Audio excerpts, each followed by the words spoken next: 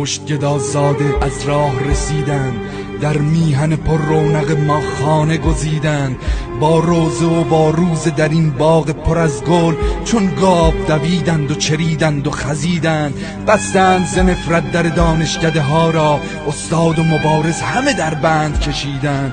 با چرک و شپش لشکر جرار گدایان، از سامره و کوفه و بیروت رسیدند. روزی که جوانان وطن در صف پیکار، لبخند زنان زاغه مرگ چشیدند.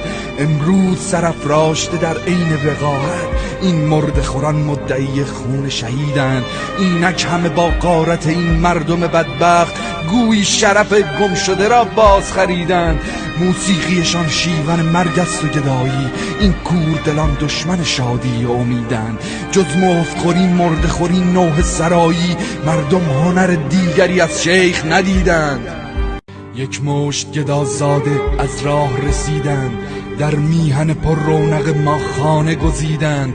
با روزه و با روزه در این باغ پر از گل، چون گاو دویدند و چریدند و خزیدند. بستند ز نفرت در دانشکده ها را، استاد و مبارز همه در بند